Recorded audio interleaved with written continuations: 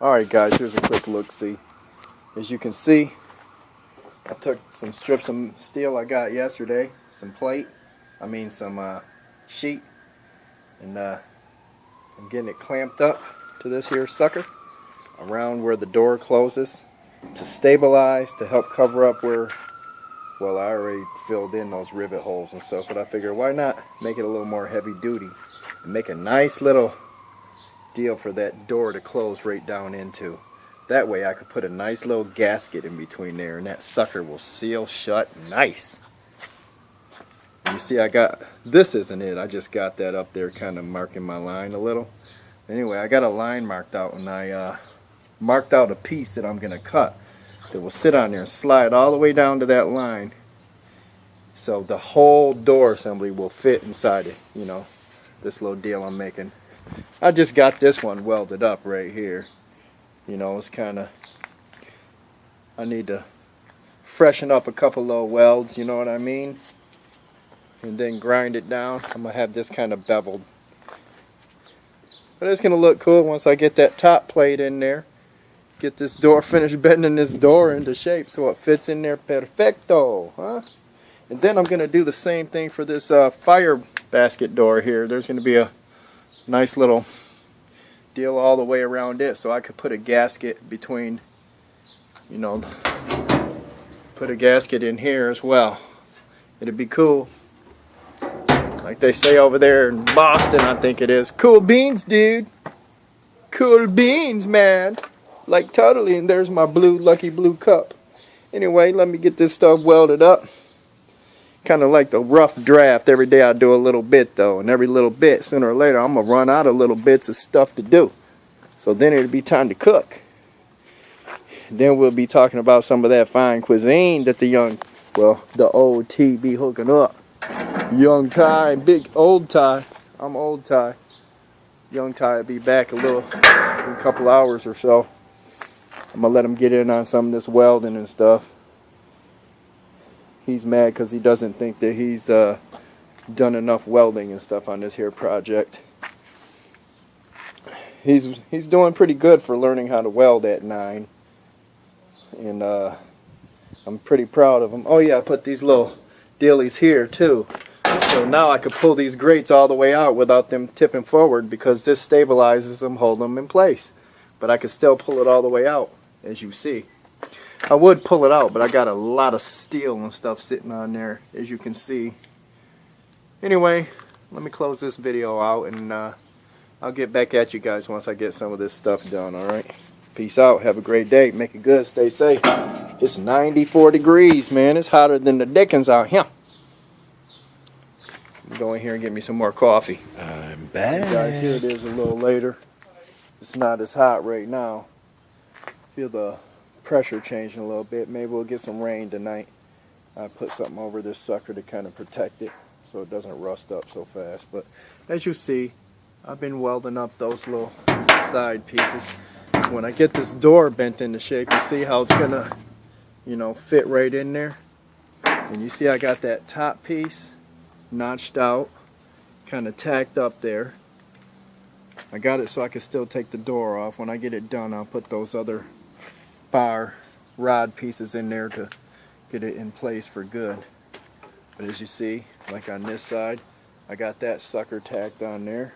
We'll kind of weld it up, as you see. Just have to bend this stuff.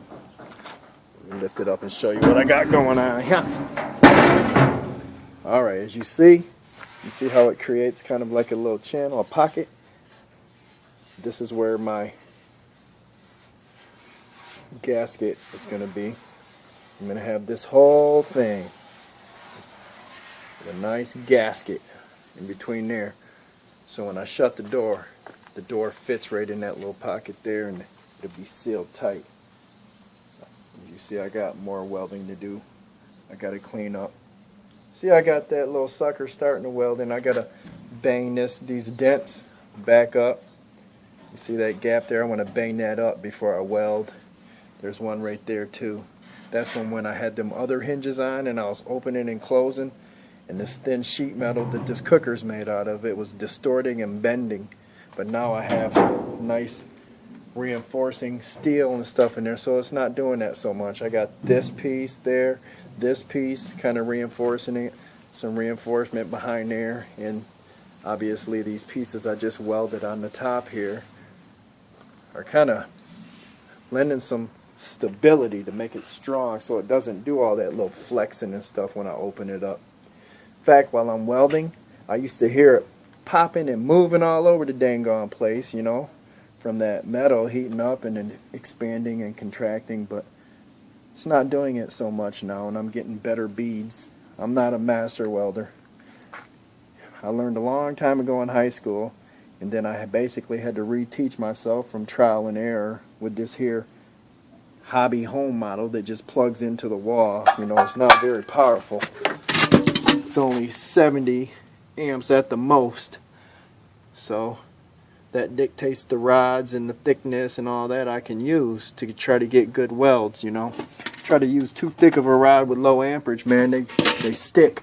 Dunk, dunk, dunk, like a damn magnet, heat up, burn up, you get ugly welds.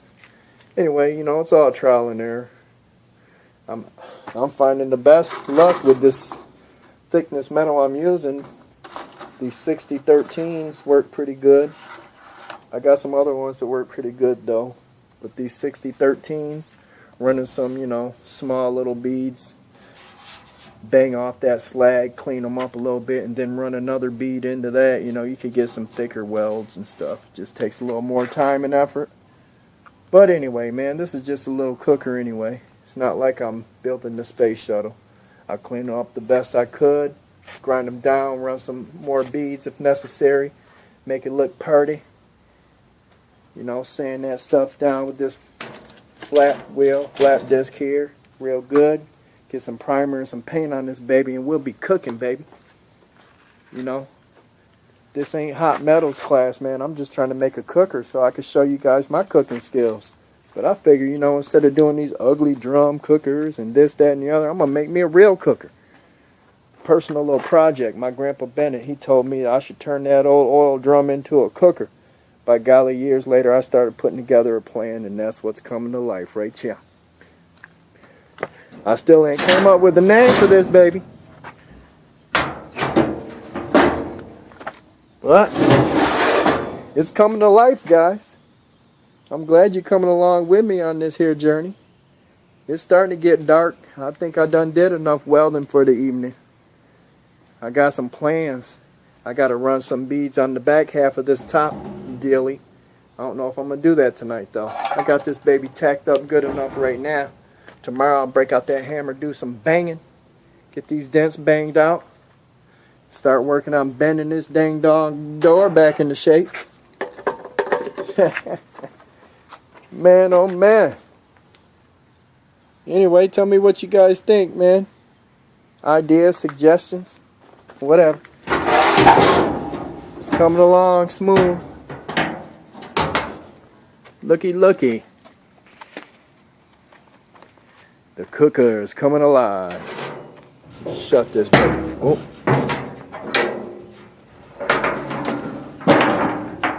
It's gonna be party when this door closes and it all lines up, you know, nice and flush. And this will help stop the rain from going all in there, because once this is welded down and these meet up flush, the water that comes off of this, you know, this will be a kind of a lip, so it will shed off, shed down instead of shedding right into the cooker. Plus, when I have that gasket finally on there, it'll prevent any water from going in there. But until then, I'm going to set this here sled on top of there. Because, man, my stuff is rusting up. As soon as I do it, boom, bam. Rusting. Then I got to brush it down. All in good time, though, man. It'll be done. It's happening. You know, I'll do some welds on here. Then I'll take that grinder, kind of create a little bevel. Boy, this baby going to be party when I get it done. I'm telling you what. I'm going to slap them thermometers right yonder there. Slap me a thermometer right there. Or maybe I'll put one there, one there, one there, one there. So, you know, I'll be able to see what the temperature is at this side on the bottom rack, this side on the bottom rack, this side top rack, this side top rack. I don't know. anyway, I guess I'm going to sign out. You guys might be getting bored. You know me, I'll be back with another installment ASAP. As long as the weather permitting. I ain't bull what? You know what I was going to say.